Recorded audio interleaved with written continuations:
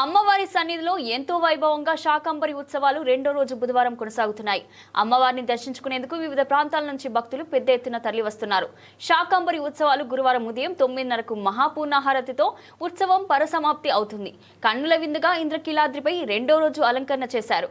భక్తులకు ఏర్పాట్లు ఏ విధంగా ఉన్నాయి, ఎలా ఉన్నాయనే విషయాలపై ఎప్పటికప్పుడు పర్యవేక్షిస్తున్న ఆలయ ఈవో షీనా నాయక్ శాకంబరి దేవిగా దర్శనమిస్తున్న దుర్గమ్మ వారిని దర్శించుకునేందుకు సుదూర ప్రాంతాల నుంచి భక్తులు వస్తున్నారు. ఇప్పటి వరకు ఆలయ అలంకరణ, కందబ్బం ప్రసాదం తయారీ నిమిత్తం సుమారు 50 టన్నుల పైన కూరగాయల వినియోగం, గోదావరి, కృష్ణా, గుంటూరు జిల్లాల దాతల నుండి సేకరణ, కూరగాయల సేకరణ నిమిత్తం 10 రోజుల నుండి శ్రమిస్తున్న ఆలయ సిబ్బంది.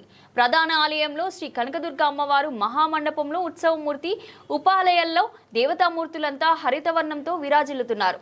ఉదయం 10 నుండి మధ్యాహ్నం 2 వరకు ప్రత్యేక అంతరాలయ దర్శనం రద్దు అని ప్రకటించిన ఈవో షీనా నాయక్.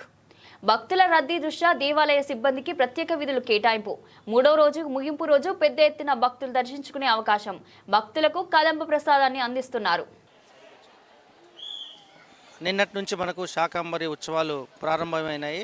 నిన్న దాదాపుగా 46,000 మంది భక్తులు అమ్మవారిని దర్శించుకోవడం జరిగింది. ఇది రెండవ రోజు. ఈ సంఖ్య ఇంకా కొద్దిగా పెరిగే అవకాశాలు ఉన్నాయి.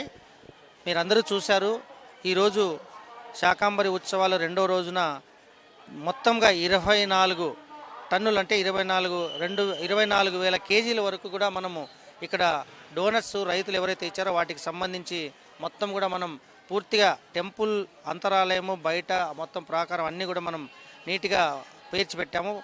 మా ఎంప్లాయీస్ కావచ్చు, సేవకులు కావచ్చు, రాత్రింపగళ్ళు శ్రమించి ఎక్కడికక్కడ అలంకారంలో ఎక్కడ కూడా లోటుపాట్లు లేకుండా వాళ్ళు శ్రమిస్తున్నారు. రేపు చివరి రోజు, రేపు కూడా భక్తుల యొక్క తాకిడి ఎక్కువయ్యే అవకాశాలు ఉన్నాయి. ముఖ్యంగా రేపు గురు పౌర్ణమి దినోత్సవం కూడా ఉంది కాబట్టి దానికి తగ్గట్టుగా మనము ఏర్పాట్లు కూడా చేస్తున్నాము. ఎక్కడికక్కడ సేవకులతో పాటు సెక్యూరిటీ కావచ్చు, టెంపుల్కి సంబంధించిన అధికారులు కావచ్చు, అందరికీ కూడా వైర్లెస్ సెట్ ఇచ్చి అన్ని ద్వారాల నుంచి మరియు మొత్తం మహామంటపంలో 7 అంతస్తులకు కూడా భక్తులకు ఎక్కడ ఎటువంటి ఇబ్బంది లేకుండా వారికి త్రాగునీరు కావచ్చు, టాయిలెట్ ఫెసిలిటీ కావచ్చు, అన్ని రకాలుగా చూసుకోవడం అనేది జరుగుతుంది తెలియజేస్తున్నాం.